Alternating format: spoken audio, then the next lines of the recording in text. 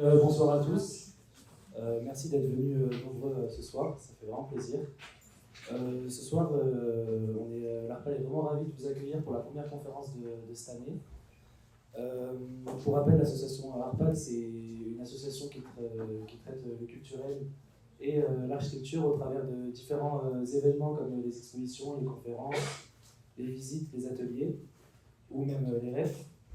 Et aujourd'hui, on a le plaisir d'accueillir l'architecte Julien Leclerc. Donc, je me permets de vous présenter rapidement. Vous avez été diplômé en 2003 de l'ENSA Paris-Malaquais. Durant ces années d'études, vous avez également effectué une année d'échange à l'Université du Québec à Montréal. Et quelques années après votre sortie, quelques années après votre diplôme, vous avez rejoint l'agence VURPAS. Donc VURPAS, qui est une agence qui a été fondée dans les années 80. Donc maintenant, ça fait à peu près 20 ans que vous êtes dans l'agence et que vous êtes actuellement associé avec deux autres personnes, deux autres collaborateurs. Donc pour faire un petit point, l'agence VURPAS, elle rassemble une trentaine de collaboratrices et de collaborateurs avec comme ambition de concevoir une architecture à vivre et à habiter. Donc aujourd'hui, vous allez nous présenter votre travail et votre pensée et votre réflexion autour de la valeur du temps long dans l'architecture, une approche fondée sur la durée, la transformation et la mémoire des lieux, en lien notamment avec les matériaux.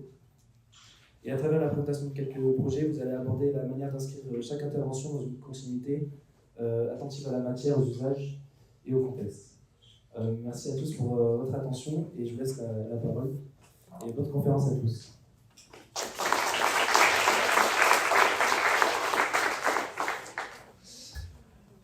Bonsoir. Les présentations sont faites. Donc, je suis Julien Leclerc, associé de l'agence VURPAS Architecte. Merci de nous accueillir déjà ce soir dans vos locaux. Effectivement, je vais vous présenter 3 projets. Je vous expliquerai aussi un peu le lien entre ces projets et puis le lien avec cette notion de valeur du temps long.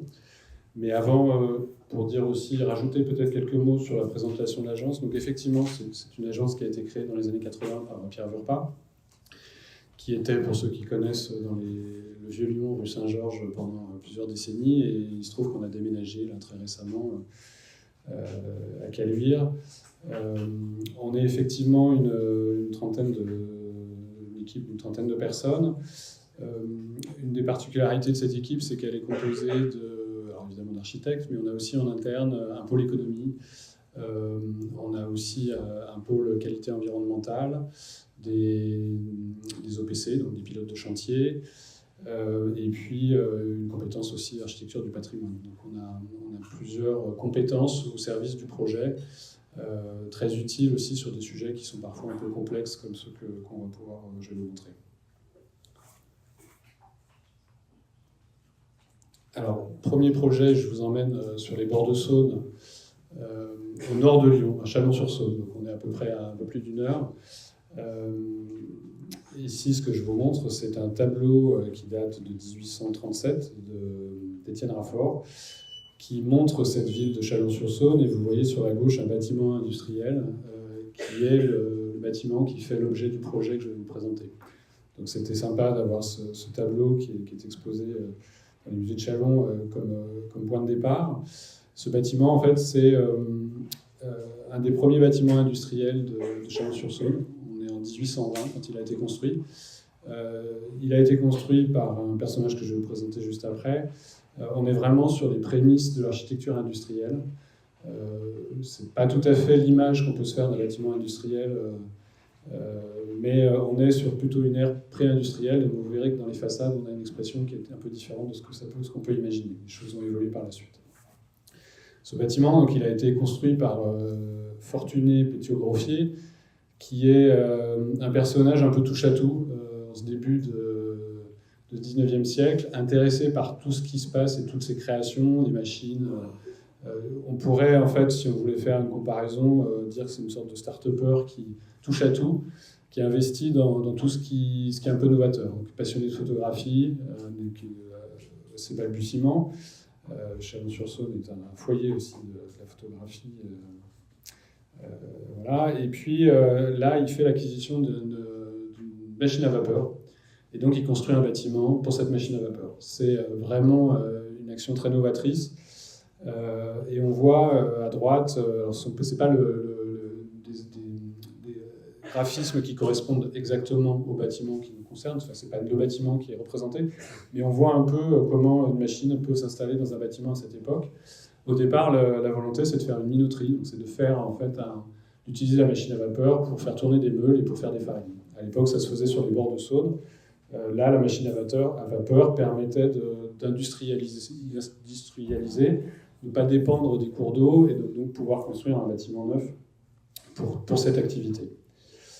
Cette activité, elle a toute une histoire. Je ne vais pas rentrer dans le détail, mais c'est passionnant parce qu'en fait, on traverse 200 ans d'une histoire qu'on peut appeler une histoire industrielle, qui a commencé donc, avec la minoterie, qui s'est transformée quelques années après en une huilerie. Donc, de cet ensemble-là et de cette machine à vapeur, de cette force, on a créé une production d'huile. Et puis après, la grande partie de l'histoire de ce site, c'est la sucrerie. Donc, on appelle ça le bâtiment de la sucrerie blanche. C'est une activité qui s'est développée aussi, qui a toute son histoire avec le blocus continental de Napoléon, enfin, qui est assez intéressante, et qui a prospéré. Il y avait toute une activité d'agriculture autour de la betterave, de la transformation de la betterave en sucre. Et ce site s'est développé, jusqu'à... là, vous avez une photo au cours du XXe siècle. Là, j'ai une photo de pas très bonne qualité, mais qui permet de voir un peu l'échelle et l'ampleur du site. Et avec un élément qui est intéressant aussi dans tout ce que je vous montre, c'est que... Est-ce que vous voyez ma souris ? Oui. En fait, le bâtiment qui nous concerne et que je vous ai montré sur ce premier tableau, il est ici en plein cœur de l'image. C'est ce qu'on appelle le moulin de la sucrerie blanche. On voit que cette activité florissante s'est développée tout autour, jusque dans les années, je vais faire un peu vite, mais dans les années 1990, il y a une brutale interruption de cette activité déclinante, enfin, voilà, qui a pris d'autres tournures, et jusqu'à une désertion de cette activité industrielle du site. Je vais changer d'image. À la fin donc, autour des années 2000, la mairie, voyant ici un site intéressant près du centre-ville, ça c'est aussi quelque chose qui va concerner les 3 projets que je vais vous montrer, a préempté en fait cet ensemble en se disant voilà, il y a des mètres carrés disponibles en plein centre, donc il y a quelque chose à faire.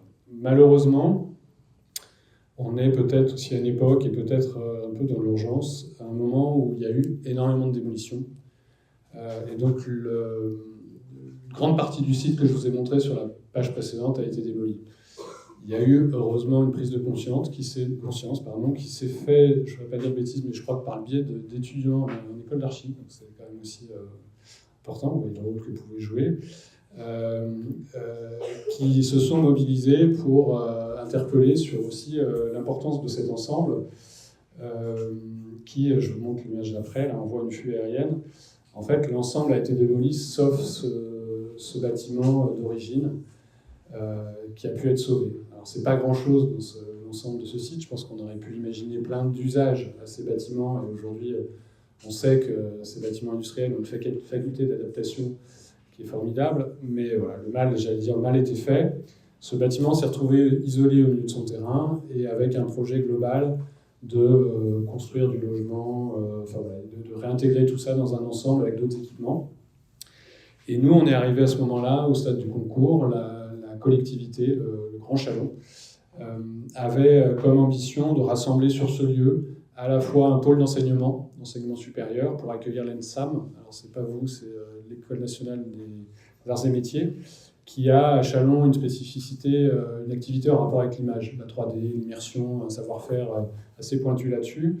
Donc la collectivité participait aussi de l'acquisition d'un certain matériel d'immersion qui souhaitait voir être mis aussi à disposition des industriels locaux.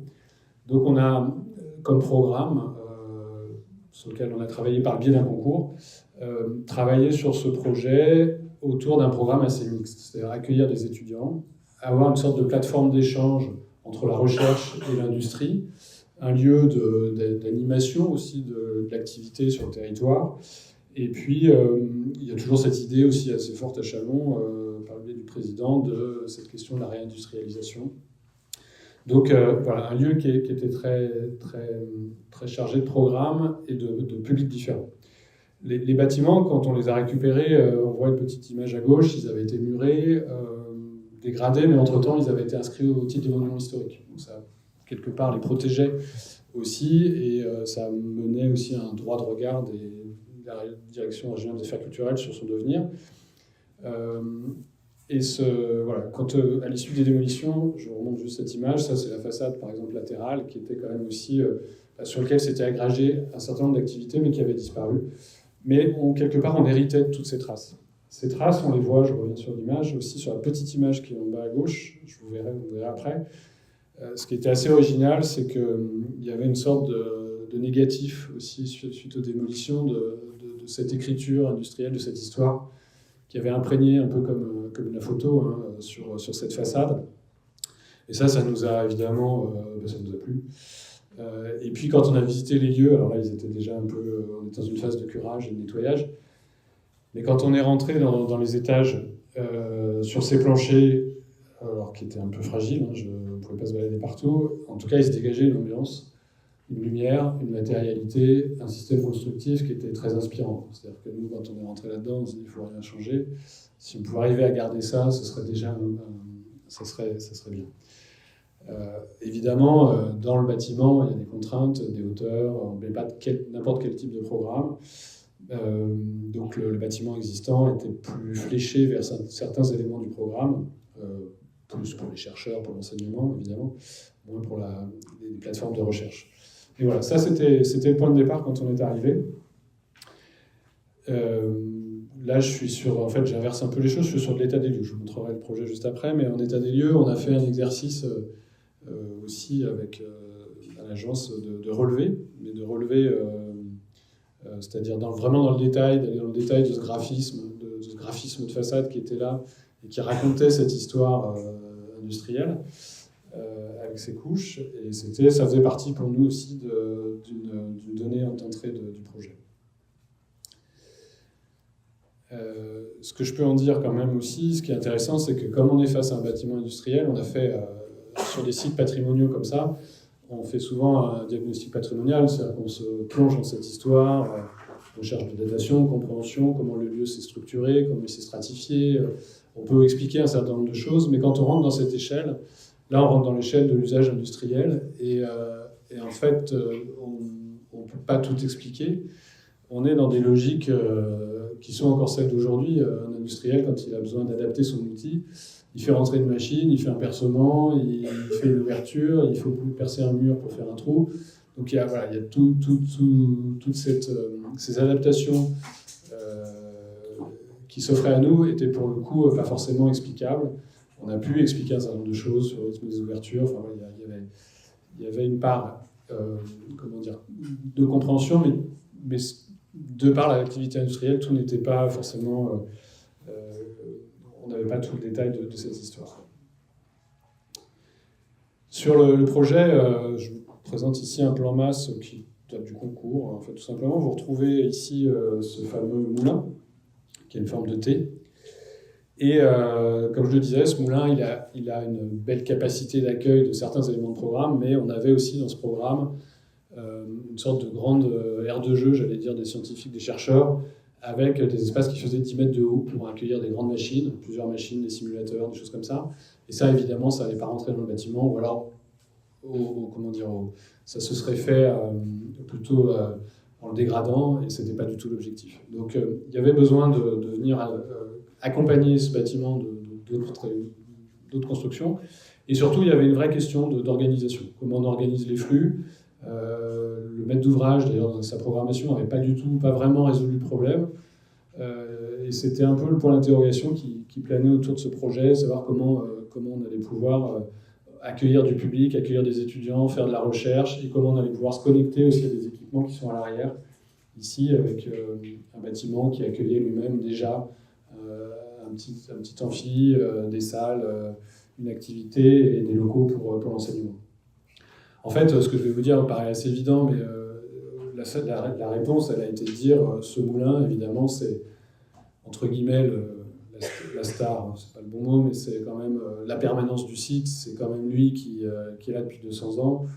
Il y avait une évidence finalement à dire que ça allait être la porte d'entrée de cet équipement. Donc on l'a quelque part organisé les choses pour que depuis le quai, alors nous notre terrain d'intervention était limité, hein, c'est pas toute la zone, c'est cette zone-là, mais voilà, faire en sorte que cette façade et cette porte d'entrée centrale qui était là, on a l'habitude de dire qu'il faut toujours rentrer par la porte d'entrée historique, là c'était quand même assez simple, mais c'était pas forcément une évidence au départ.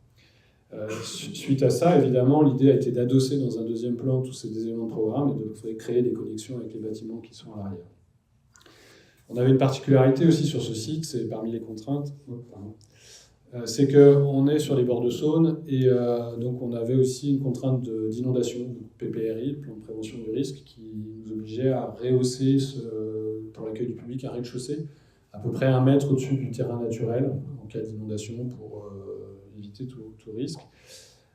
Ce qui en soi n'est pas forcément très naturel pour un bâtiment, de se dire quelque part, dans un bâtiment historique, on remonte tout d'1 mètre, ça ne marche pas forcément toujours bien. Là, parfois il y a des heureux hasards, je pense que c'est un mot que je vais utiliser plusieurs fois dans la présentation.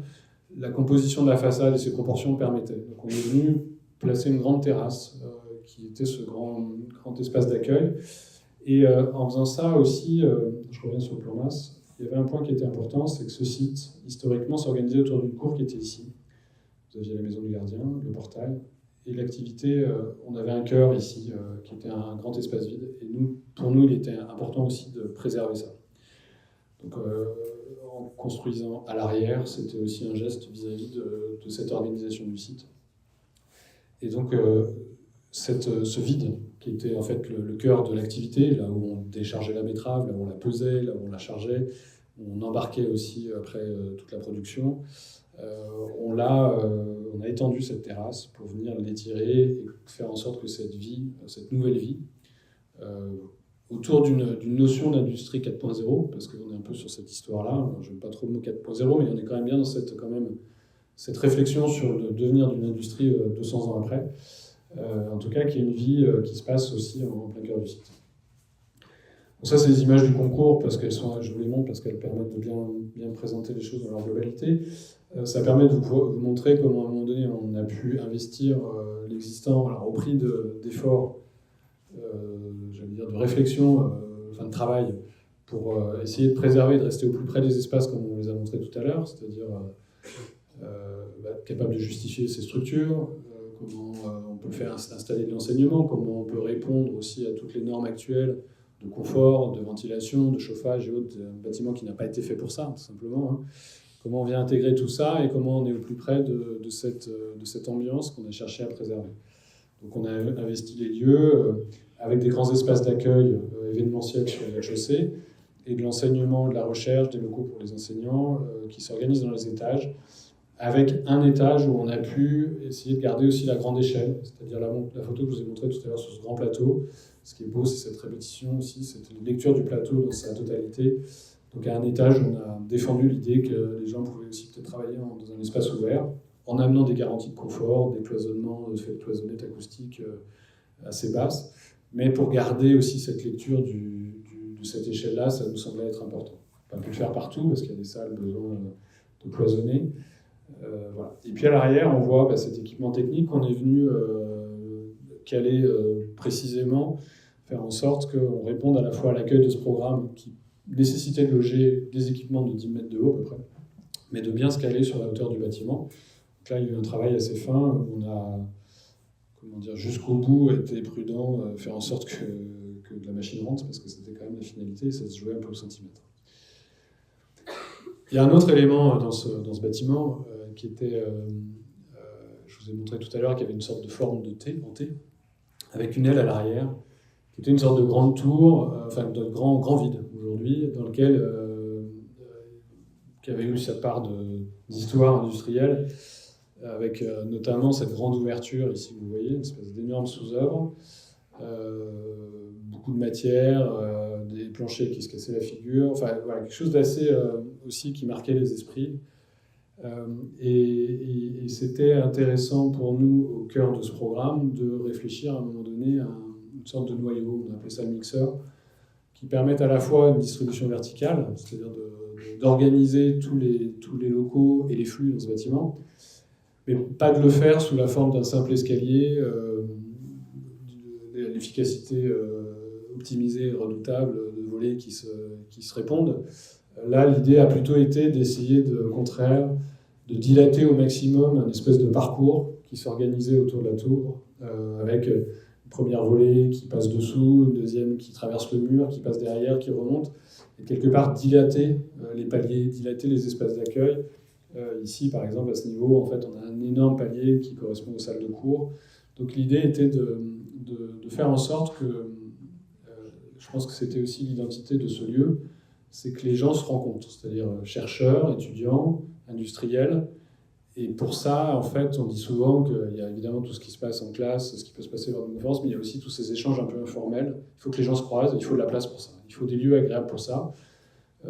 Les couloirs, les escaliers sont aussi, la machine à café, sont des lieux aussi où il y a beaucoup d'opportunités, d'échanges qui permettent de rebondir par rapport à sa propre recherche en croisant quelqu'un d'autre.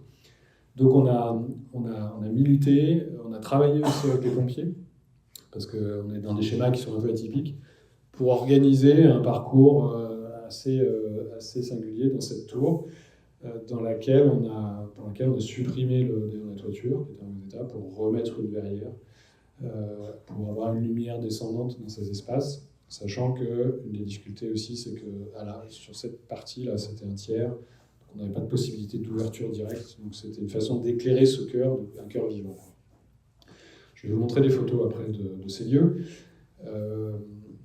Là, un premier lieu, c'est le lieu du rez-de-chaussée, donc c'est ce grand espace d'accueil à vocation événementielle. On a 2 ailes, là, c'est une salle qui est assez simple, assez polyvalente, mais qui montre un peu aussi, là on est sur d'autres types de structures, des logiques constructives qui sont restées apparentes et qui parfois même nous ont échappé. C'est-à-dire à un moment donné, quand on prend une file de poteaux d'un étage et qu'on la descend sur celle des étages inférieurs, elles sont censées s'aligner. Là, c'était pas le cas, une grande surprise, donc tout ça tenait quand même. Mais il a fallu réintégrer tout ce que j'évoquais tout à l'heure pour rendre ces lieux habitables. Il a fallu aussi renforcer les structures et créer ces portiques, par exemple, qui ont repris des structures en bois des étages, mais qui nous ont servi aussi pour accrocher de l'éclairage, accrocher un certain nombre d'éléments,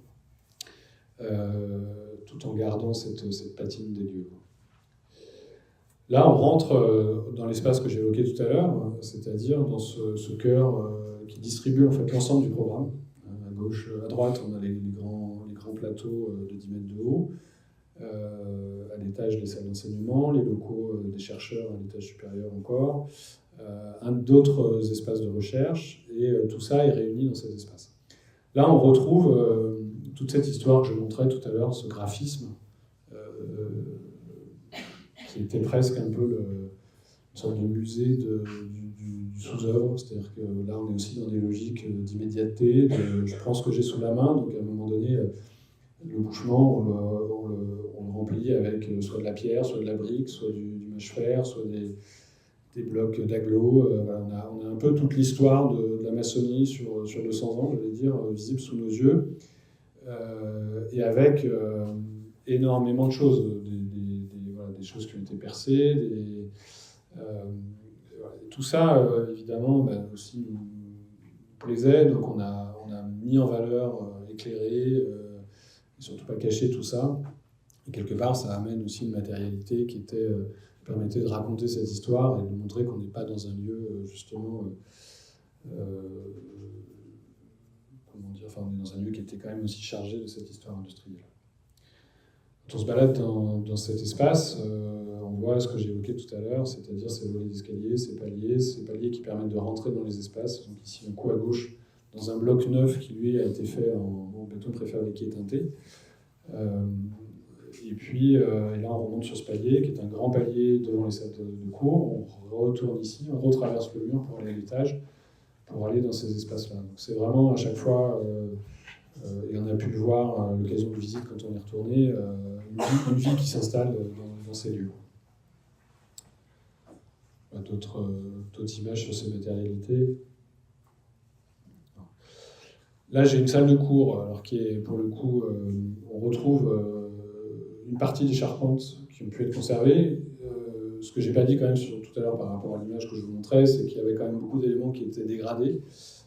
Mais il y a eu un travail qui a été fait un peu dans le détail, d'aller, j'allais dire, solive par solive, avec le bureau de contrôle et avec l'ingénieur structure, et après avec l'entreprise, tester solive par solive ce qui peut être conservé et celle qui devait être remplacée. Alors là, je crois qu'on est sur une travée, malheureusement, où il y avait pas mal de choses qui ont été remplacées, mais on voit que par exemple là, on a une solive neuve et là, on a une solive ancienne. Donc on était vraiment dans une logique de cas par cas. La simplicité, même pour nous, hein, ça aurait été de dire, bon, cette travée, on la remplace intégralement, ça va beaucoup plus vite. Là, il y a eu un travail un peu plus fin, et qui, en fait, à ma surprise, a été, je pense, bien accepté par tout le monde, et l'entreprise a complètement aussi s'est approprié cette démarche. Et ensemble, on a pu marquer les bois. Parfois, il y a eu des parties de bois qui ont été remplacées. Mais là, on voit, par exemple, ici, un poteau, tête de poteau, pardon, le poteau est conservé.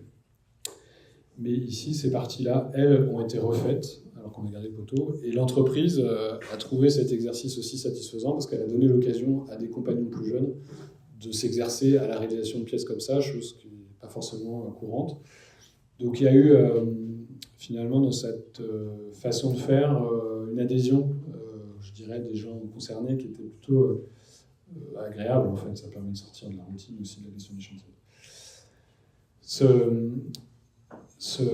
Volontairement, je passe d'une ambiance à une autre parce que c'était aussi une des éléments d'identité du projet, c'est-à-dire je vous ai montré ces matières, que ce soit les maçonneries, le bois, cette lumière,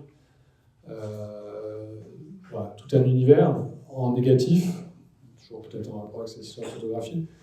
Là, on est dans des espaces qui sont techniques, et l'objectif est plutôt de se faire oublier. Donc les murs ici sont noirs. On vient installer des équipements de visualisation. Donc on est dans une architecture qui doit répondre, qui est une sorte de grande boîte souple. D'ailleurs, on a milité pour que toutes les petites installations qu'ils avaient aujourd'hui et qu'ils devaient installer dans ces espaces soient regroupées dans un espace, un seul espace. Quand on parle de la valeur du temps long, c'est de remettre aussi en perspective ces choses-là. Ces installations qu'ils ont, ils ont par exemple des véhicules dans lesquels, qui sont montés sur des vérins avec des visualisations. C'est des machines qui ont une durée de vie, au niveau de la recherche, de 10 ou 15 ans. C'est-à-dire que ce n'est pas du tout le temps du bâtiment. Et c'était à peu près la même chose pour tous les sujets. Donc on a milité pour dire on ne construit pas pour vos installations-là, on construit pour celles-là, mais aussi celles d'après et celles d'encore après. Donc on rassemble les choses, on essaie de les rassembler dans un seul espace pour se donner plus de souplesse dans la capacité d'accueil de ce qui viendra plus tard. Voilà, donc ça amène en fait une sorte d'ambiance très différente dans le lieu, avec des échelles différentes qui étaient aussi assez inspirantes en termes de travail de projet. Pour se projeter sur l'extérieur, là le chantier était presque terminé, vous voyez que les abords ne sont pas tout à fait finis. Là, on a fait un travail pour le coup, on a pris soin de ce déjà-là, on a retravaillé les enduits, retravaillé les toitures, on a pu rajouter pour aller investir les combles, remettre des lucarnes qui existaient, on a pu le voir sur des tableaux anciens, sur des visuels anciens. Les lucarnes avaient disparu, mais on a pu les remettre avec l'accord des architectes des bâtiments de France et de la DRAC, selon un dessin qu'on a pu identifier sur les documents historiques, retravailler des menuiseries. On a travaillé notamment avec une entreprise de menuiserie qui proposait, avec un outil numérique, de faire des menuiseries en chaîne, donc très qualitatives, pour un prix assez compétitif. C'est-à-dire toujours dans cette idée de mélange entre savoir-faire et industrie. Et c'était intéressant que le projet puisse accueillir ce type aussi, parce que c'était tout à fait le cœur du sujet, ce type d'ouvrage. À l'arrière, on voit en fait donc ce volume qui est beaucoup plus immatériel. Ici, on voit des escaliers et à droite aussi cette façade. On était avec cette façade sur un verre dépoli qui était qui permet aussi la projection, parce qu'en fait leur machine de projection travaillait beaucoup sur des verres dépolis. Donc, voilà, on est sur cette typologie. Et puis on voit la cour que j'évoquais tout à l'heure, qui était en plein cœur du site. Là, c'est juste une petite parenthèse pour vous montrer en fait, le type d'outils qu'on a pu utiliser sur ce projet. À l'agence, on prend beaucoup le crayon, c'est-à-dire que notre outil premier, c'est vraiment autant que possible le crayon au stade de l'esquisse, mais à beaucoup de phases. Vous voyez par exemple des façades là, ici qui sont dessinées, c'est ça qu'on a rendu concours, mais c'était dessiné à la main.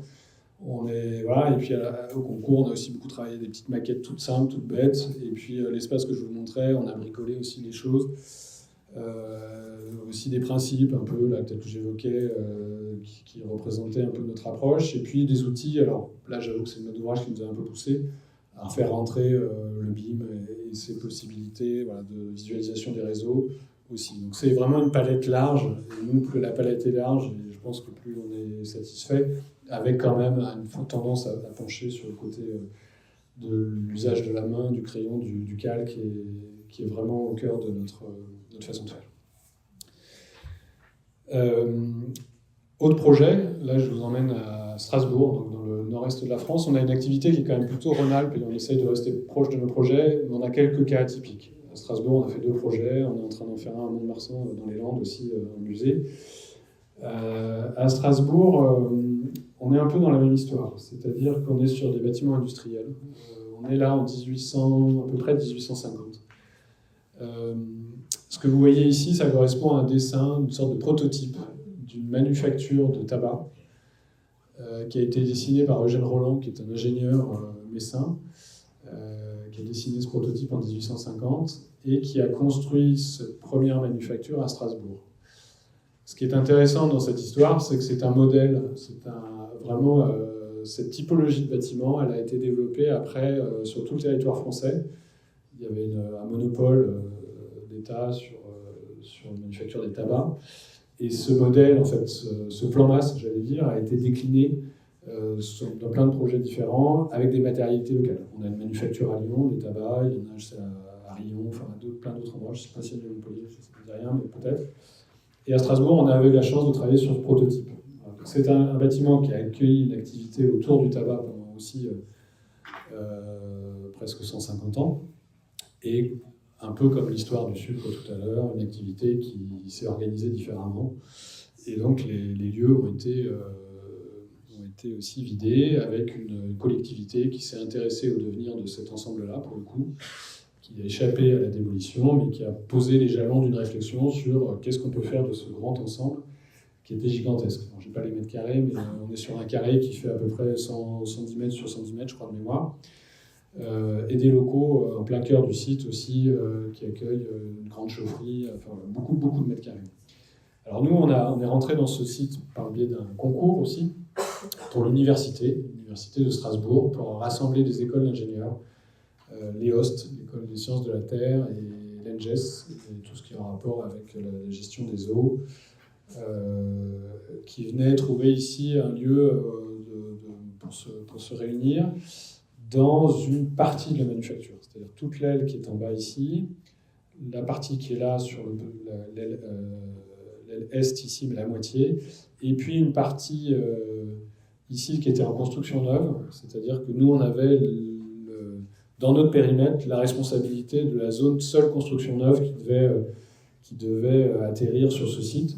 Le reste devant accueillir un hostel, l'hôtel jeune, l'AIR, la Haute École des Arts du Rhin, et puis des pépinières d'entreprise, enfin pas mal d'activités, et puis en plein cœur des boutiques, des restaurations, toujours en lien avec aussi une activité plutôt bio, etc. Donc on était, pour le coup, nous, un peu les premiers avec l'hostel à atterrir sur le site. Avec une particularité de ce site, c'est que, comme les sites industriels de manière générale, là qui ont vocation à s'ouvrir au public, on change un peu des logiques. C'est-à-dire une logique industrielle, si je reviens sur l'image précédente, vous voyez que tout est organisé, le bâtiment est orienté. Des entrées qui se faisaient, un pavillon de tête qui était le pavillon d'administration, on va dire, du directeur, etc., mais des entrées qui se faisaient sur les côtés. Et ce qu'on voit à l'arrière de l'image ici, là, c'est plutôt un arrière logistique. Mais dans cette nouvelle vie du bâtiment, cette nouvelle destinée, évidemment, il fallait que les choses évoluent, donc il y avait aussi un besoin de faire de cet arrière une entrée aussi vers l'intérieur du site, et à plus forte raison que tous les étudiants des écoles venaient beaucoup par cet espace-là, parce qu'il y a un grand campus qui est un tout petit peu plus loin, et donc un flux important, mine de rien, par cette arrière de manufacture, mais qui n'avait jamais été conçue pour ça. De même qu'elle n'a jamais été conçue pour accueillir différentes entrées, et que ça soit évident pour quelqu'un qui rentre là-dedans de se dire « Ah oui, tiens, l'entrée de l'université est là, l'entrée de l'hôtel est là ». Ce sont pas des logiques qui préexistaient, et il n'y avait pas non plus de paysage, non plus un traitement des sols qui était fait pour la giration, pour les camions. Et je dis ça aussi, vous verrez avec le projet suivant, on a toujours un peu ces logiques similaires aussi sur cet ensemble-là. Donc en fait, cette façade arrière, là que vous voyez, c'est ce qu'on appelle une façade arrière, qui est une façade est, mais qui n'a plus vocation à être une façade arrière, proposait finalement un seul petit porche d'entrée. Et donc, par le biais de notre construction neuve, qui devait accueillir, un peu comme un Chalon, une sorte de grande plateforme pour des installations de chercheurs, mais des installations de chercheurs qui n'avaient pas vocation à être en vitrine. C'est-à-dire qu'il y a aussi une confidentialité vis-à-vis de ce qui se passe à l'intérieur. Il n'y a pas à mettre des grandes surfaces vitrées vis-à-vis de l'espace public sur ces espaces.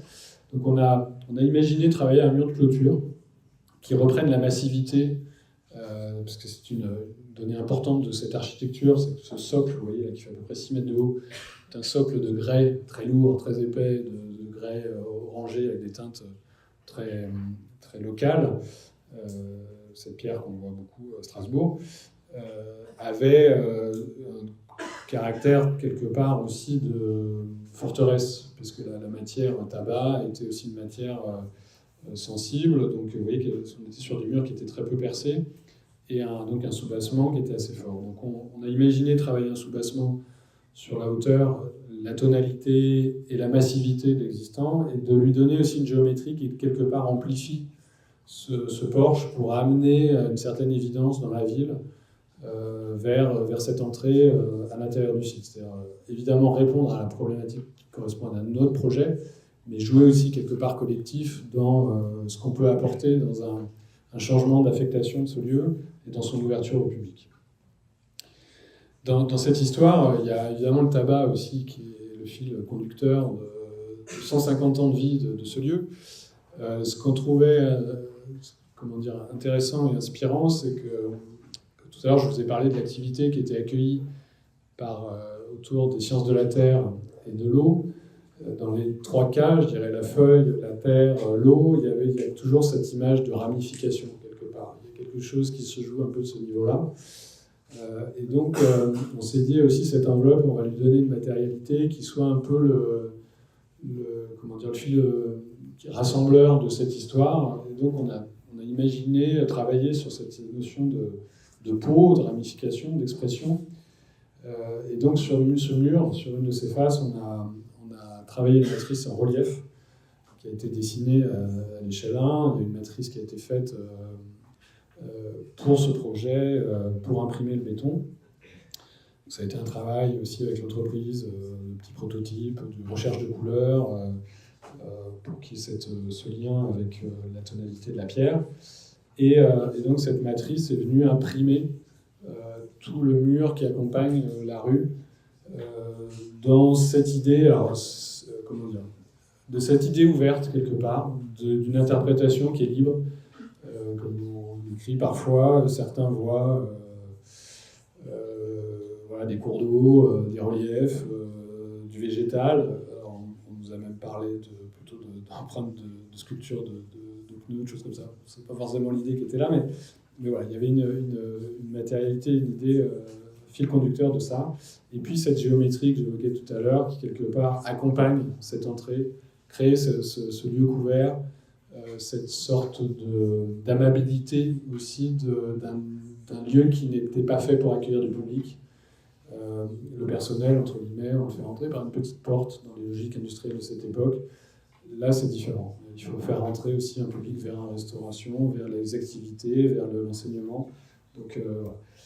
La teinte, elle a fait l'objet aussi d'un travail assez approfondi sur pas mal d'essais pour retrouver les variations aussi du grès qui va du rose vers l'orangé dans cette massivité.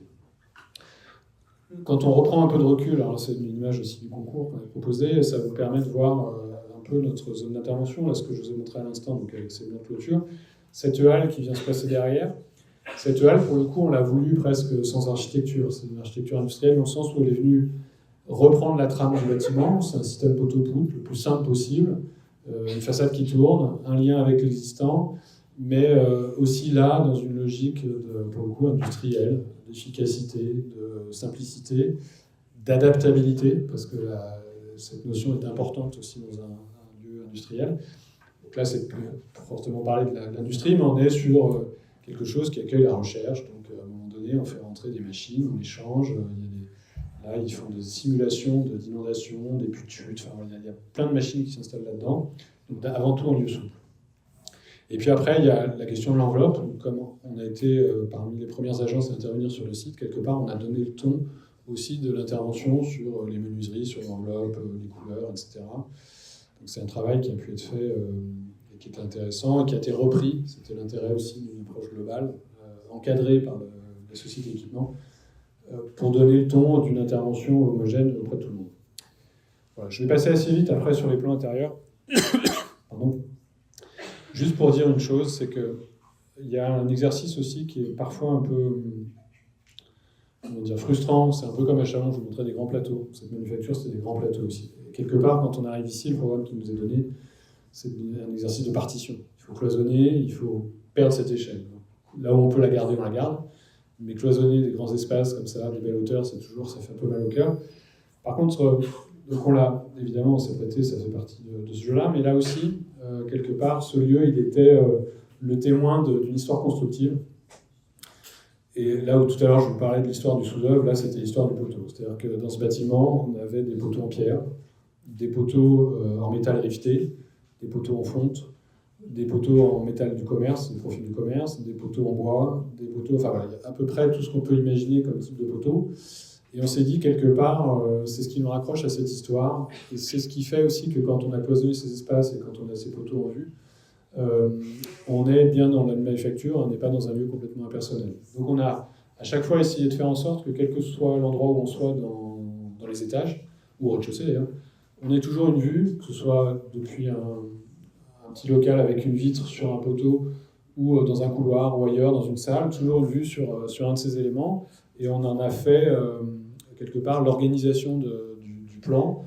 Je m'explique, en fait, ces poteaux étaient par zone homogène, c'est-à-dire qu'ici on avait un type de poteau, un autre type de poteau ici. Et ça nous a permis aussi d'organiser, par exemple, là, les locaux des chercheurs, là, les locaux d'administration, là, les laboratoires. Donc, d'organiser par zone et d'associer une couleur, un poteau à une activité.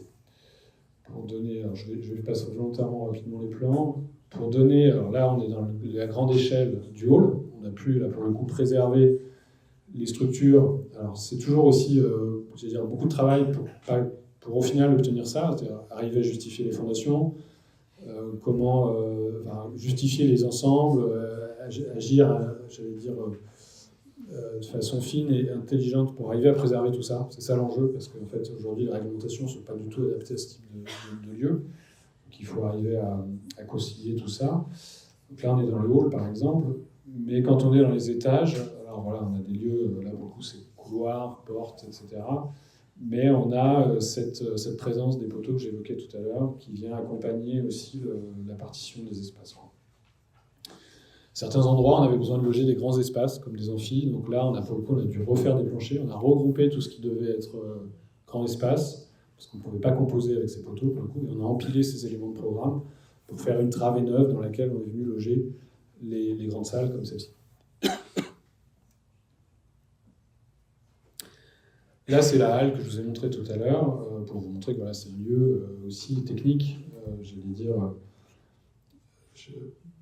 une architecture sans architecte, mais c'est pas tout à fait l'idée, c'est qu'en fait, c'est une architecture efficace, quoi. C'est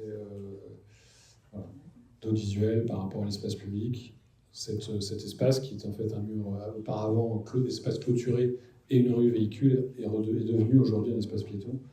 Une vraie satisfaction et qui marque la présence du lieu et sa mutation aussi, qui était important. Voilà, d'autres visuels sur les matérialités. Et puis, voilà, une dernière image pour vous montrer comment la vie... alors ça, c'est pas sur notre partie de projet, c'est sur la partie centrale qui a été gérée par d'autres agences. et comment la vie prend place dans un lieu qui est une ancienne manufacture. Dernier projet, je vais faire assez vite, concerne, on vient à Lyon, on revient sur les bords de Saône. À Lyon, on a deux fleuves, donc le Rhône et la Saône. Là, on est sur les bords de Saône et on vient sur un programme d'école, l'école Eugénie Brasier, qui est venu s'installer sur ce site à Lyon qui occupe une place très stratégique à Lyon, puisqu'on est entre le Rhône, vous voyez à gauche de l'image, et la Saône qui est à droite. Et toute cette zone ici de Presqu'île qui a accueilli, entre les années 50 jusqu'aux on va dire, les années 2000, le marché-gare. C'est un programme qui avait été construit par l'architecte de la ville de Lyon, Louis Véquerlin et ses équipes. Et l'objectif de cet ensemble-là, qui était gigantesque, c'était d'accueillir un marché-gare. Donc un marché-gare, c'est un lieu pour la vente de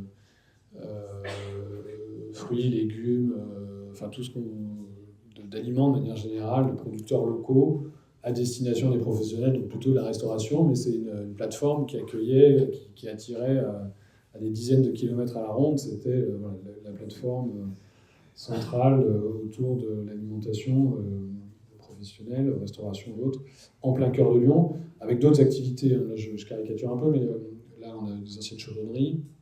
Enfin, globalement, un lieu qui était plutôt un site plutôt industriel. Et à nouveau, dans ces processus aussi d'évolution de la ville, il y a eu une volonté des politiques de sortir cette activité de la ville.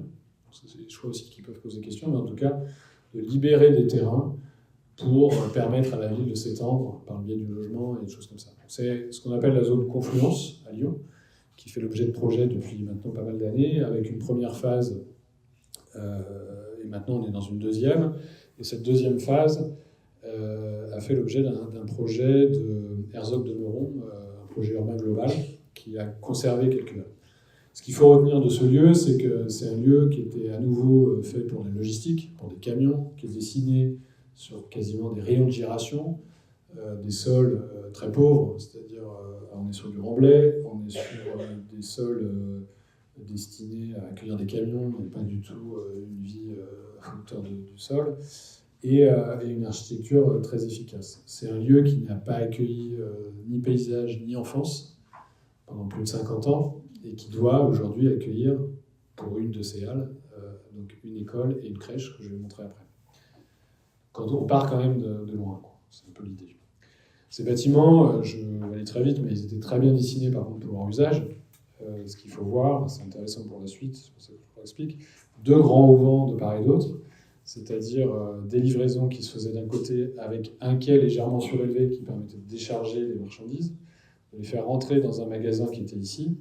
Magasin qui s'ouvrait ici sur un grand préau où les acheteurs pouvaient déambuler et rentrer dans les magasins. Et une fois qu'ils avaient fait leurs achats, ils pouvaient eux-mêmes recharger dans leur propre véhicule pour repartir. Une des particularités de cette architecture et de ce qui nous a été donné, là, cette coupe, elle explique en fait l'ensemble des mètres carrés du site. C'est aussi, on est vraiment sur une coupe génératrice de l'ensemble. Elle a un immense sous-sol.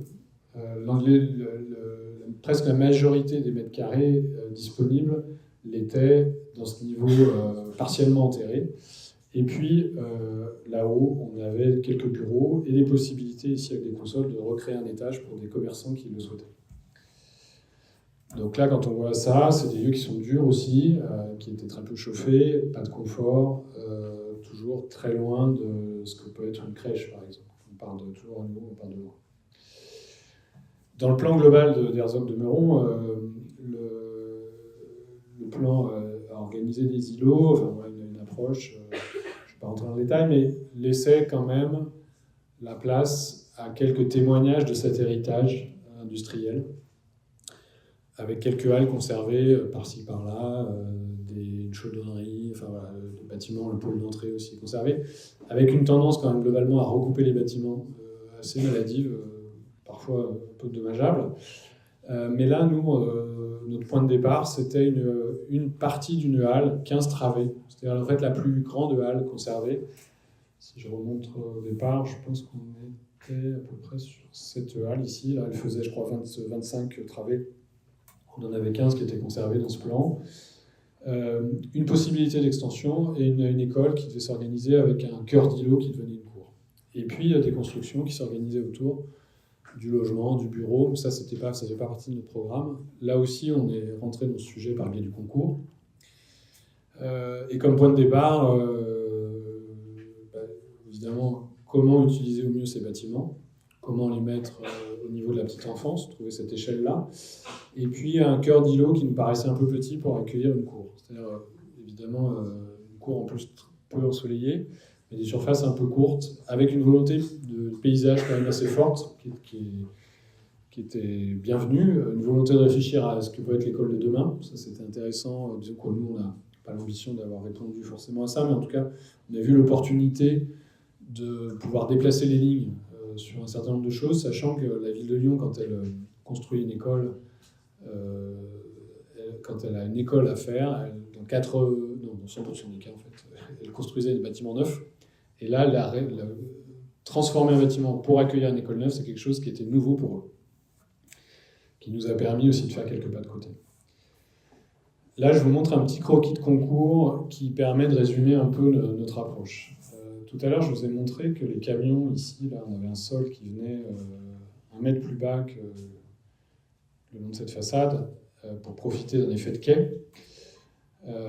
Ce qu'on a proposé, en fait, c'est de se dire, comme je vous l'ai dit, ces surfaces en sous-sol étaient extrêmement conséquentes, il faut qu'on en fasse quelque chose. Sinon, quelque part, on n'a pas répondu à... Enfin, il y avait quelque chose à proposer pour faire bon usage de ce lieu, parce que se dire que le sous-sol allait être...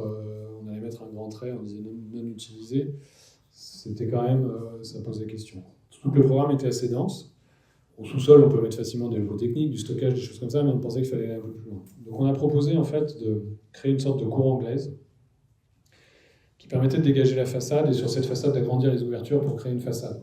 Et d'offrir en fait sur toute la longueur du bâtiment, c'est-à-dire à peu près 90 mètres, des locaux qui pouvaient venir se loger ici, qui allaient proposer aussi une ambiance un peu différente, probablement un peu plus fraîche, voilà, face à cette cour anglaise gradinée qui nous offrait des opportunités d'aménagement. Et c'était une façon aussi de répondre à la question de la mise à distance du public, parce que dans les grandes villes, à Lyon en particulier, les programmes sont assez rigides sur la question de la sécurité. Et une école, il faut le savoir, ça commence par une clôture de 3,50 m de haut, ce qui me paraît quand même un peu fort. Bon, voilà. Mais en tout cas, ce qui est sûr, c'est qu'il y a forcément quand même une mise à distance d'un public et d'un parvis vis-à-vis de l'école. Donc, avec cet effet de cour anglaise, on répondait à ces différents objectifs. En venant loger des programmes ici, ce qui s'est passé, c'est qu'on a pu quelque part dédensifier le programme qui était logé dans les étages. Et dans les étages, assez naturellement, il y a des choses qui se mettaient en place. Une travée centrale qui servait tout à fait de façon évidente de circulation à l'échelle du bâtiment sur sa longueur. C'était aussi un couloir qui allait être très large. Donc nous, on s'en réjouissait parce que les programmes prévoient souvent des programmes trop étroits, et surtout dans les écoles. Donc là, on s'est emparé de l'idée, on a défendu l'idée qu'il fallait absolument rester dans les trames qui nous étaient offertes. Donc ça nous a permis de défendre l'idée qu'il fallait que le couloir soit plus large. Et ça nous a permis aussi de défendre un hall plus grand en disant, de toute façon, les cloisons, on peut les mettre que sous les poutres et pas autrement, pour que les espaces soient au plus près de l'existant et qu'on ne commence pas à faire des choses chameauteuses. Donc ça nous a plutôt servi. Et puis après, on avait des salles de classe maternelle qui venaient se placer dans cette travée ici, élémentaire au-dessus. Et là, on avait logé, je ne parle pas de la crèche, mais on avait logé à peu près quasiment tout le programme. Donc on avait quelque part dégagé cet espace sur le toit qui, pour nous, répondait aussi à ce défaut du plan initial de cet îlot, de dire ce cœur d'îlot est trop petit. Donc on offrait des cours en plus sur le toit, et avec des ambiances différentes. Une cour sur le toit, et il faut savoir, même à Lyon, en été, en particulier, c'est aussi des espaces qui sont quand même aussi assez chauds.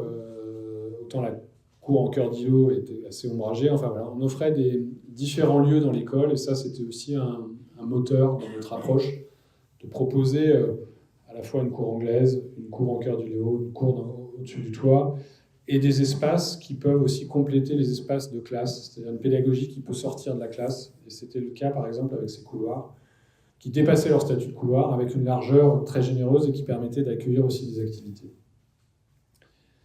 Voilà, cette coupe, en gros, elle résume un peu les grandes idées du projet. Là, j'ai un plan d'étage qui vous montre en fait une certaine simplicité et une façon d'intégrer de façon très efficace aussi ce programme d'école, même si son rythme n'était pas tout à fait celui du bâtiment, avec cette circulation des salles. Et puis dans le bâtiment neuf, je n'en ai pas parlé, on est venu loger tous les éléments de programme de plus grande échelle, salle de restauration, salle de sport, logement du gardien. Et là, on a fait un exercice, je vous montrerai, de prolongement de l'existant, en s'appuyant sur les lignes de composition, pour faire en sorte que, quelque part, on gomme la lecture entre le neuf et l'existant. Là, un petit visuel sur l'appropriation des cours. Ça nous a permis aussi de travailler des terrains de sport, cloisonnés derrière des filets, pour faire en sorte que les jeux de ballon ne viennent pas occuper tout le plateau et gêner ceux qui l'occupent. Et en fait, au passage, avec cette approche, on a pu offrir des surfaces en plus, un peu partout. Le niveau bas que je vous montrais tout à l'heure, en fait, on en occupait, on va dire, un tiers, non, peut-être un peu plus. Mais on avait plein de salles en plus. Donc c'était des opportunités qui n'étaient pas prévues dans le programme, qu'on est venu s'approprier. Et sur le toit, par exemple, ici, comme on avait finalement des cours qui étaient plus grandes que le programme, on a pu proposer une petite serre. C'est-à-dire un espace aussi intéressant à des intersaisons pour aller faire un peu de lecture, un petit groupe, un travail en groupe, travailler pourquoi pas des plantations qui peuvent après atterrir dans la cour qui est en pleine terre. En fait, offrir une grande diversité de lieux. Ça, c'est le niveau bas, donc avec l'ensemble des espaces qu'on trouve ici sur cette cour anglaise.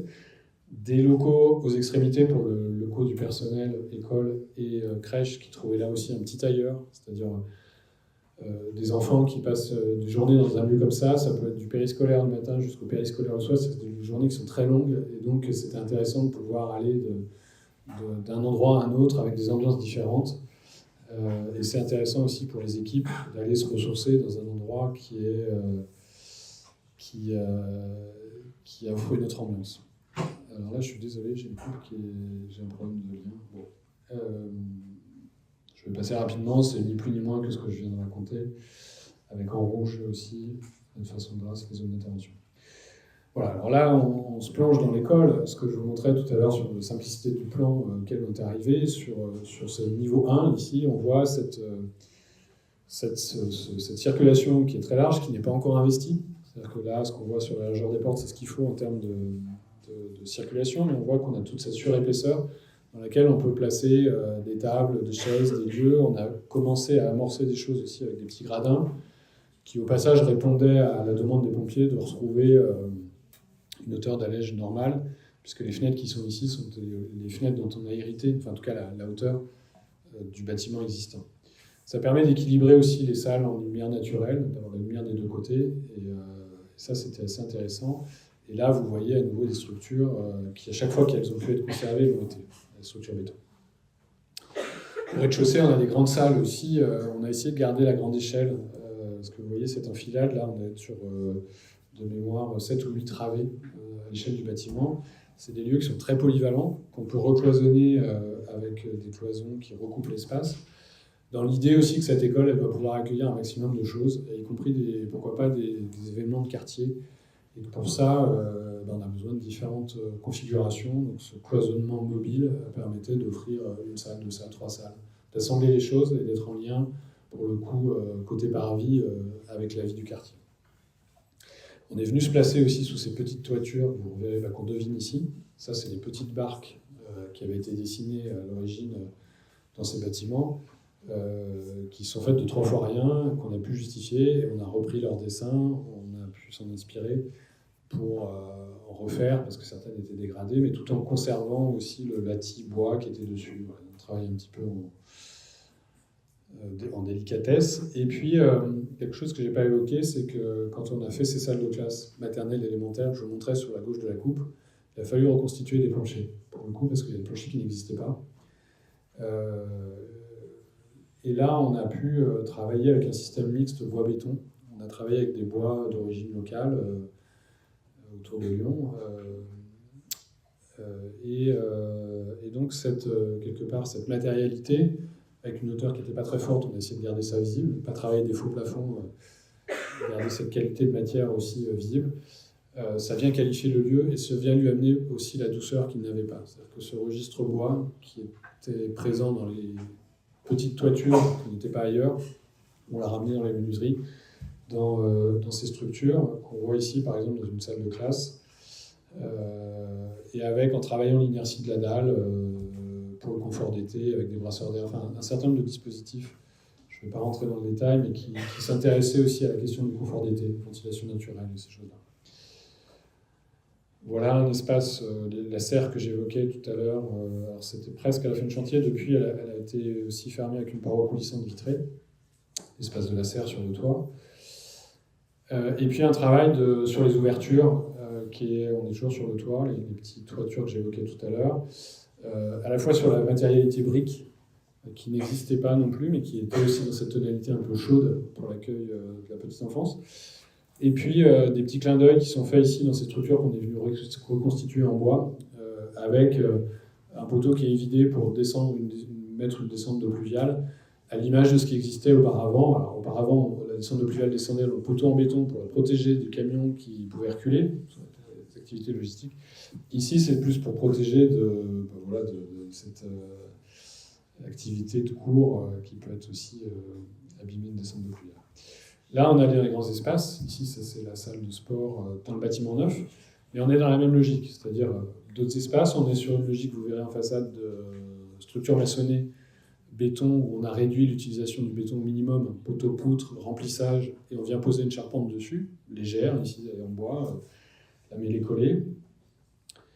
Et voilà, ça c'est l'expression de la façade neuve, pour le coup, qui reprend complètement les lignes de composition du bâtiment existant. On est, je vous verrai peut-être sur d'autres images, sur cette grille qui est là, sur une division, c'est-à-dire que ces trois travées que vous voyez là, ce sont strictement les trois travées de l'existant, qui est un exercice là de géométrie pure, mais qui était un essai d'exigence quelque part, donc de vouloir retrouver ces logiques et cette évidence. Donc on a retravaillé ça. Retravailler une redivision de ce rythme-là pour les menuiseries qui viennent se rediviser en trois, ça on n'a pas inventé, en fait. On n'a aucune imagination, c'est ce qu'on avait sous les yeux dans le bâtiment existant. Et puis un jeu d'ouvrants qui vient se reglisser dans cette trame, qui vient se placer avec deux ouvrants, donc on a 6 ouvrants équivalents. Tout ça est une sorte de réinterprétation assez fidèle de l'existant. En partie bas, ici on revoit aussi ce travail de briques et de mouche à rabier, qui quelque part a apporté une réponse à cette question de la protection vis-à-vis de l'espace public, tout en ayant des espaces qui peuvent être ventilés en arrière, des grandes portes-fenêtres qui s'ouvrent derrière pour ventiler la zone de restauration. Cet élément de programme, ce qui était intéressant aussi dans cette idée de l'école ouverte, l'école de demain, c'était qu'elle puisse servir au quartier. L'école, toujours, c'est une grande question, l'école ouverte. Là, la réponse, elle s'est faite aussi par une organisation des accès, des gestions, qui permet que cette salle de sport elle puisse être utilisée le soir sans qu'on ouvre toute l'école. Donc, avec une entrée séparée, c'est ce qu'on voit ici. Voilà, ce que je vous racontais à l'instant là, sur cette histoire de géométrie, de façade, c'est ce qu'on voit ici. C'est-à-dire là, vous voyez sur la partie droite la façade telle qu'elle est parvenue jusqu'à nous, dans son découpage, dans son rythme, dans son découpage structurel, dans son découpage à l'échelle des menuiseries. Ben, voilà, c'est ni plus ni moins que ce qu'on a repris, des gabarits aussi. On est juste allé strictement sur les gabarits existants. Et nous, on n'est pas venu reposer des petites barques sur les toits. On en a réparé, mais on est venu reposer ici une charpente de bois aussi, de la même façon, sur cette structure en béton, dans la filiation complète de ce qui avait été fait et dessiné 70 ans auparavant. Ici, une petite image sur la cour anglaise, qui a été une thématique en soi, qui a été travaillée avec les paysagistes. On travaille avec Base, une agence qui est basée à Lyon, à Paris, avec qui il y a eu un travail assez fin aussi d'appropriation de tous ces espaces, et donc notamment des opportunités de planter, de gradiner, de venir occuper ces lieux dans des ambiances différentes. Et dans un espace qui, là c'est à la livraison, qui depuis maintenant, ça doit faire 1 an ou 2 maintenant que la végétation s'installe ici, et elle a explosé, c'est un vrai plaisir en fait, la pluie vient bien nourrir aussi ces lieux. Et donc aujourd'hui c'est... En fait, ce qu'il faut imaginer, c'est qu'on a de la végétation qui pousse maintenant sur ces poutres ici, qui recevaient les descentes pluviales. Donc on a une espèce de plafond de végétation qui est en train de se constituer. Et c'est pas taillé, donc c'est en train d'envahir aussi les portails. Enfin, ça déborde, c'est très, très chouette. En bas, on a ce genre d'ambiance un peu différente. C'est ce que j'expliquais tout à l'heure, on est dans un ailleurs. Pour le coup plus coloré. On s'est donné cette règle sur le bas, avec cette idée aussi que ces espaces, en fait, c'était comme on avait des surfaces en plus, c'est posé la question de leur attribution. Qu'est-ce qu'on a de dire. Donc il y a eu des ateliers de réflexion et ils ont été un peu, je trouvais, décevants parce qu'on est retombé sur nos vieux réflexes. Faire une salle de lecture, une salle de dessin, une salle. Finalement, on a un peu tiré le frein à main sur ces orientations. On a dit c'est dommage d'enfermer ces éléments, ces salles dans des programmes. On va leur donner plutôt des tonalités, chaudes, froides. On voit l'influence de la couleur sur des espaces qui sont à peu près tous les mêmes. Et après, l'usage, on ne va pas forcément les attribuer tout de suite. Donc on a fait une signalétique en rapport avec ça. Mais des lieux qui restent ouverts aussi dans leur usage, leur appropriation. Dernière chose, je voudrais vous parler, là, c'est rapidement, parce que je crois que l'heure passe vite, j'ai 1 minute encore, sur le travail qui a été fait sur les cours. Ce qui était intéressant, c'est que pour le coup, sur ce programme, on était en 2018, quand on a fait le concours en 2019, la ville de Lyon, comme beaucoup de villes, de municipalités, s'est reposé la question du traitement de ses cours. À cette époque, je caricature à peine en disant qu'une cour de récréation, c'était un vaste espace d'enrobé et qu'il ne fallait surtout pas planter d'arbres parce que c'était de l'entretien, etc. Heureusement, les choses ont évolué. Les écoles se confrontent, comme beaucoup de lieux, mais particulièrement les écoles aussi, à ces épisodes aussi de surchauffe, de canicule, et il y a une énorme prise de conscience des élus et des équipes sur le devenir de ces cours et sur le levier qu'on peut actionner là-dessus. Donc on a quelque part pu travailler assez tôt sur ces sujets-là, alors qu'ils étaient encore en réflexion à l'échelle de la ville de Lyon, mais on avait un peu une carte blanche sur ces espaces pour essayer de travailler une digitalisation plus forte. Et Baz a quelque part travaillé une géométrie, un dessin de cette cour qui reprend quelque part la géographie de la Confluence. Confluence à Lyon, c'est un lieu qui est très symbolique, le rassemblement de 2 fleuves. Et cette géométrie, en fait, on la retrouve ici avec les eaux pluviales qui sont collectées et qui sont guidées à travers cette cour et qui dessinent quelque part cette histoire lyonnaise du Rhône et de la Saône. Et puis cet entre-deux à Lyon, pour ceux qui connaissent, je vous invite à visiter, de la presqu'île, de la Croix-Rousse, de ses reliefs. Et dans l'ouest lyonnais, on a aussi tous les terrains maraîchers. La production, donc dans la cour, on n'y échappe pas, on a aussi ces espaces de plantation, de compost et autres. Et quelque part, c'est ce dessin de géométrie qui a donné le dessin de la cour, une sorte de micro-géographie à l'échelle de la cour. Je vous le résume en quelques mots, il y aurait beaucoup plus à dire, mais c'était une idée forte. On voit les descentes de pluviales ici qui sont collectées et qui viennent ici. On a un tunnel à Lyon qui est cossé là, mais qu'on devine ici. Enfin bref, tout un jeu graphique. Et une vue ici qui vous permet de voir cette réponse globale à l'échelle de l'ensemble, qui est intéressante par rapport à ce que j'évoquais tout à l'heure, c'est-à-dire où est l'extension, où est le bâtiment neuf. Alors, l'extension est ici à gauche sur cette aile en retour, mais vous voyez qu'on est sur les mêmes matérialités, les mêmes tonalités, les mêmes compositions. On est sur un exercice pas de dissociation de l'existant comme on pourrait le faire, comme je vous ai montré sur le projet de Chalon, par exemple. On a deux interventions différentes. Ici, on est plutôt dans une continuité. Et pour preuve, il y a des endroits où, comme ici, on ne sait plus où est le neuf et l'ancien sur une façade latérale. Et moi-même, quand je fais visiter, je ne sais plus, je suis obligé de réfléchir, de regarder, je vois une dilatation. Donc c'est en soi une satisfaction de ce point de vue-là. Voilà, je pense que j'ai dépassé de quelques minutes, mais je vois ça.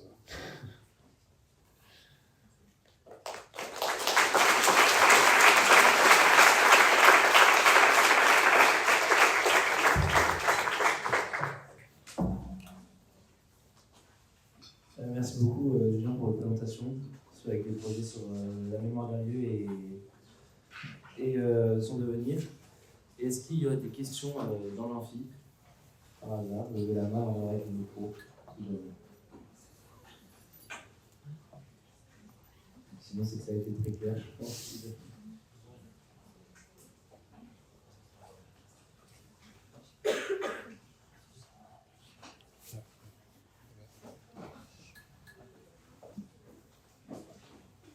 Merci beaucoup pour cette présentation. J'avais une question par rapport à votre circuit court et votre approche. On voit bien que même au niveau de l'espace de la cour à l'intérieur, vous pensez vraiment à tout ce qui est local et du coup vous avez beaucoup de projets qui sont inscrits pardon, dans tout ce qui se passe autour. Est-ce que c'est pour... Enfin, du coup, quel est votre rapport au territoire et est-ce que cela a un rapport avec votre vision du chantier et ça change sur comment vous pensez selon où vous êtes placé, où est placé votre projet? Parce que c'est très clair. Oui, il y a beaucoup de questions. Sur notre activité, je l'ai dit, c'est vrai qu'on a une activité qui est plutôt Rhône-Alpes, parce que globalement, sur des sujets comme ceux-là, là c'est des sujets un peu pointus, je vous ai montré toute l'activité de l'agence, j'en parlais aussi, j'aurais bien aimé vous parler d'architecture plus ordinaire, qui sont aussi des vrais sujets de demain, et qui sont tout aussi passionnants. Là on est sur quand même des monuments historiques inscrits assez particuliers, et globalement sur des sujets comme ceux-là, c'est vrai qu'on est plus à l'aise dans une proximité de nos sujets, et quand on a une connaissance de l'environnement. Alors quand on va à Strasbourg, pour le coup, là on connaît rien, on débarque dans c'est un autre territoire, c'est d'autres... Voilà. C'est parfois un peu plus douloureux aussi, mais on y arrive, la preuve. Donc c'est vrai qu'on essaye d'être quand même plus local, mais quand je dis ça, je disais, on a un projet à Mont-de-Marsan actuellement dans les Landes, voilà, ça nous sort un peu de notre côté casanier, et c'est nécessaire aussi. Après, si je prends la question à une autre échelle, je crois que vous avez parlé des abords, des cours, moi je pense qu'il y a quelque chose aussi auquel je me rends compte, auquel on est très sensible, c'est sur la question des vides. C'est quelque chose qui revient beaucoup à l'agence quand on parle des projets, de mettre une architecture aussi au service de la... Quand je parle du vide, évidemment c'est l'espace intérieur, extérieur, beaucoup extérieur aussi. Ces architectures aussi qu'on a vues, parfois industrielles, elles sont évidemment au service d'un process, elles sont aussi au service d'une organisation spatiale, de cours, et mettre son architecture au service de la constitution d'un espace, d'un vide, d'une place, d'une agora, d'une centralité, d'un lieu de vie, c'est quelque chose qui nous plaît énormément. Et quelque part, ça resitue aussi une hiérarchie. C'est-à-dire qu'on n'est pas en train de faire un objet pour lui-même, on le met au service aussi d'un récit qui est plus global. Et ça, c'est quelque chose qu'on aime beaucoup, et qui revient, je pense, souvent aussi dans notre façon d'aborder les sujets. Et après, vous posiez une question par rapport à la question du chantier. La question du chantier, là, les deux sujets que je vous montrais, alors, c'est vrai que quand on est local, on connaît un peu l'environnement, on connaît un peu les entreprises, on connaît quelque chose qui, quand même, à un moment donné, nous aide, quelque part. Mais les deux autres exemples, je pense à Chalon, là, pour le coup, on est en Bourgogne, pas très loin de Lyon, mais dans un environnement qui n'était pas tout à fait le nôtre. On a su aussi travailler avec des entreprises. J'ai raconté une histoire qui était quand même globalement assez enrichissante pour tout le monde. Et à Strasbourg, on est dans un environnement qui est très différent. Globalement, c'est vrai que sur la question de la réhabilitation, ces choses-là, quand on est un peu plus près de son sujet, puis bon, ça pose toujours question de se dire on va traverser la France pour aller faire un projet, alors qu'il y a quand même aussi des agences qui sont très bien, évidemment, sur site. Ça, c'est la logique des appels d'offres qui, parfois, posent question aussi. Mais voilà, c'est la question des références et de ces choses-là. Je ne sais pas si j'ai répondu, en fait.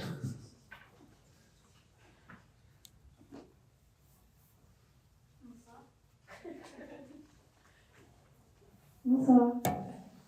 Du coup, j'ai particulièrement aimé votre approche sur l'école que vous avez réalisée et je trouve ça très atypique de mettre la cour sur le toit. Et du coup, je voulais savoir votre cheminement de pensée par rapport à ça, comment est-ce que vous avez été amené à penser cet espace-là et aussi par rapport à l'appropriation des usagers de l'espace, s'il n'y avait pas eu des normes ou des restrictions, je sais pas, des a priori par rapport à ça. Alors, oui, la cour sur le toit, je vais repartir de cette image-là, par exemple. Comme je disais, le cœur d'îlot était un peu petit pour loger l'ensemble des espaces extérieurs de l'école. Donc, nous, au départ, on s'est dit, si on arrivait à trouver un moyen, à un moment donné, d'offrir un peu plus, ça serait bien, sans avoir au départ l'idée d'aller forcément mettre une cour sur le toit. Puis le cheminement faisant, en fait, ce qui se passe, c'est que ces halles, elles ont fait l'objet, pour d'autres, déjà de réhabilitation. C'est-à-dire la SPL Lyon Confluence est installée dans une petite halle de 6 travées. Il y a l'école de Dildec aussi, qui aujourd'hui accueille l'école Strat, qui est aussi logée dans un bâtiment comme celui-là. Donc évidemment, on est allé voir un peu ce qu'ils avaient fait. C'est intéressant de voir aussi différentes approches. Et quand on a visité le cours de la SPL, c'est là qu'on s'est rendu compte qu'ils avaient creusé, alors pas sur la façade principale, mais sur le côté, pour aller loger un petit espace dans ce qu'on appelait un sous-sol, qu'il ne faut plus du tout appeler un sous-sol, aussi pour des questions de sécurité incendie, dans ce niveau bas. Et on s'est dit, mais en fait, ça marche. Et ce qui est fait ici de façon très locale sur le côté, on pourrait le généraliser à l'échelle du bâtiment. Donc, et c'est là qu'on a pu donc, loger les éléments de programme en bas, dédensifier et créer cet espace sur le toit. L'avantage de cette réponse, c'est qu'elle permettait d'offrir plus d'espace extérieur, donc d'apporter des éléments complémentaires, comme je le disais, la serre, etc. Après, pour être aussi 100% honnête, une cour sur le toit, c'est quand on parle d'un solarium, ça veut dire ce que ça veut dire. C'est un espace qui peut être très agréable à certaines saisons, qui peut être aussi très dur en période estivale, très chaude. Et ça, il faut en avoir conscience. Et puis, on est sur des cours qui sont hors sol. Et quelque part, la pleine terre, c'est aussi ce rapport qu'on cherche à retrouver, à renouer. Donc, heureusement, on l'a en bas. Cette cour, elle permet d'aller chercher le soleil à certaines saisons. Mais ce qui est intéressant, c'est de se dire qu'on peut aller à certaines saisons en haut et d'autres saisons en bas. Et finalement, de répondre aussi à cette question de pas d'un lieu unique, monolithique, d'offrir plusieurs lieux dans l'école. Et après, je reviens sur la cour, ce que je pourrais peut-être raconter un petit peu plus dans le détail, qu'on voit là. Tout à l'heure, je disais, sur cette cour sur le toit, vous avez vu, elle a été, peut-être sur la photo, c'est sûr qu'il y a une question de sécurité, puis de ne pas être en vitrine non plus. Donc c'est là que la question du mouchard à biais a permis de répondre à la fois sur des possibilités de vue, tout en étant sécurisé, et d'avoir un espace qui soit abrité, parce qu'on a un espace qui est quand même assez vanté aussi, dans ce couloir nord-sud. Donc voilà, la question de la sécurité est assez vite réglée de ce point de vue-là. Et après, par rapport aux opportunités de dessin de la cour, ce qui était intéressant, c'est que, hop, je reviens là, ici dans cet espace, en fait, en double hauteur, c'est la grande salle de sport que je vous montrais tout à l'heure. Cette volée d'escalier, on remonte encore une volée d'escalier, et on arrive ici sur cet espace de sport. Je n'ai pas de photo là. Aussi, peut-être qu'on devine sur la vue aérienne, je vous montrerai après, où on avait un espace de jeu de ballon. Et en fait, quelque part, en cantonnant un espace réservé au jeu de ballon, c'était aussi une façon de libérer la majorité de la cour pour les autres usages. On sait qu'on a tous... moi, j'ai participé aussi à des parties de foot dans une cour, et on se rend compte qu'on n'est pas très nombreux, mais quelque part, on gêne aussi pas mal tous ceux qui n'ont pas envie de participer. Donc ça permet d'avoir un espace ici, pour le coup, détaché de cette activité, qui reste un espace d'évolution. Il y a un travail de marquage au sol, de graphisme, de représentation des vents, de toutes ces choses-là, mais aussi d'avoir beaucoup d'assises, d'autres types de jeux, des plateformes et autres, et donc de créer plein d'activités d'appropriation de cet espace. Mais je pense complémentaire de la cour en pleine terre, une cour en pleine terre reste aussi quand même quelque chose de souhaitable et de nécessaire autant que possible. Et je pense que même c'est aussi une façon de se reconnecter au vivant, enfin, des thèmes qui nous occupent actuellement, qui sont fondamentaux, y compris dans la pédagogie. Je pense qu'avoir une cour en pleine terre est quand même aussi largement souhaitable. Voilà.